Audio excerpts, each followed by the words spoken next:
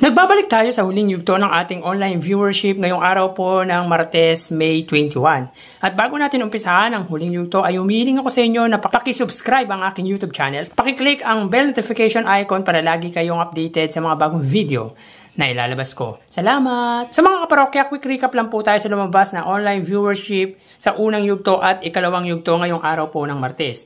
Para po sa Itbulaga, sa unang yugto, sila po ay may 98,000 viewers, samantalang ang It's Showtime naman po ay 117,000 live viewers. So dito sa unang yugto ay angat po ang It's Showtime ng 16,000 viewers against Itbulaga. Sa ikalawang yugto naman po, ang Itbulaga po ay nakakuha ng total live viewership na 116,000 viewers at ang It's Showtime naman po ay 156,000 live viewers. So pagdating naman po sa ikalawang yugto ay angat pa rin po ang It's Showtime sa katapat na noontime show ng 40,000 live viewers. So dito sa unang yugto at sa ikalawang yugto ay angat na angat po ang It's Showtime pagdating sa online viewership ngayong araw po ng Martes against sa Itbulaga. So tara mga kaparokya, ating alamin ang huling yugto ng online viewership ng dalawang bigating noontime show. Para sa Itbulaga under TVJ Facebook page na may 2.4 million followers at sa It's Showtime naman na may 17 million followers. So mga kaparokya, sa ikalawang yugto, ang It's Showtime po ay may 27,000 live viewers. Samantalang ang Itbulaga naman po ay may 9,000 live viewers sa kanilang Facebook Live. So dito, sa ikalawang yugto, makikita po natin na ang kasalukuyang segment ng It's Showtime ay tawag ng tanghalan at ang Itbulaga naman po ay sugod bahay mga kapatid. So dito nakikita natin na angat po ang It's Showtime pagdating sa online viewership Facebook ng 5,000 viewers sa katapat na noontime show na Itbulaga. So dito sa huling yugto ay nabawasan ang Itbulaga ng 5,000 viewers samantalang ang It's Showtime po ay nabawasan ng 18,000 live viewers. So, mas malaki po ang nabawas na viewers ng It's Showtime kesa sa Itbulaga pagdating sa huling yugto. So, mapunta naman po tayo sa TV Network YouTube channel. At unahin natin ang GMA Network YouTube channel na may kasalukuyang subscribers na 35.2 million subscribers. Samantalang sa Itbulaga naman po, under po yan sa TV5 Philippines na may kasalukuyang subscribers na 1.79 million subscribers.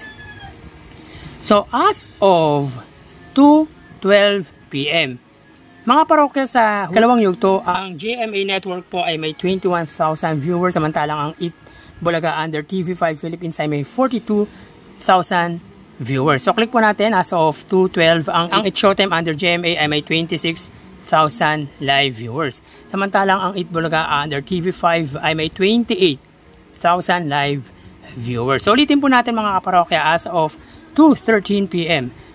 Ang It's Showtime under GMA ay may 26,000 viewers at ang Itbulaga under TV5 ay may 28,000 live viewers. So dito, angat po ang TV5 ng 2,000 viewers sa katapat na TV network na GMA. At nabawasan po ang TV5 ng 14,000 viewers samantalang ang GMA naman po ay nadagdagan ng 5,000 live viewers.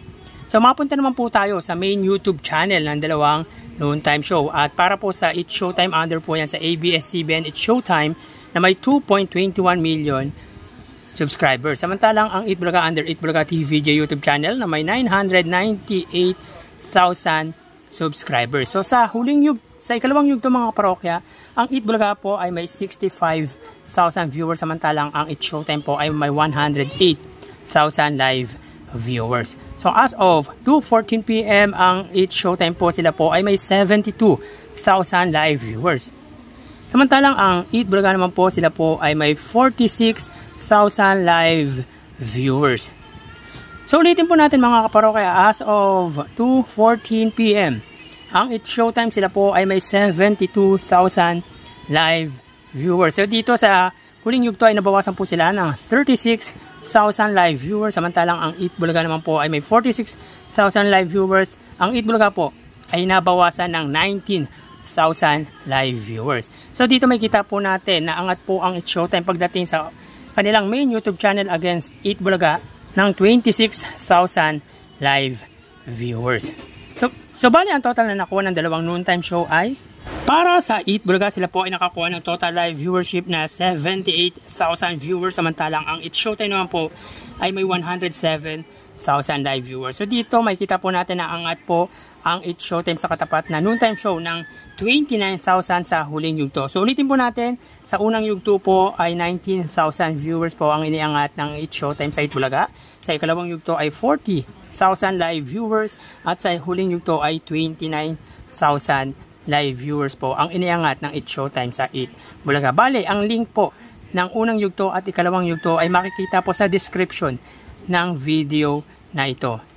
So yan po, lumalabas sa kanilang online viewership as of 2:16 PM at bukas ho ay matutunghayan nyo na naman ang panibagong yugto ng ating online viewership update ng dalawang bigating noontime show dito sa ating bansa. Magpapaalam na po muna ako pansamantala. Thank you and God bless.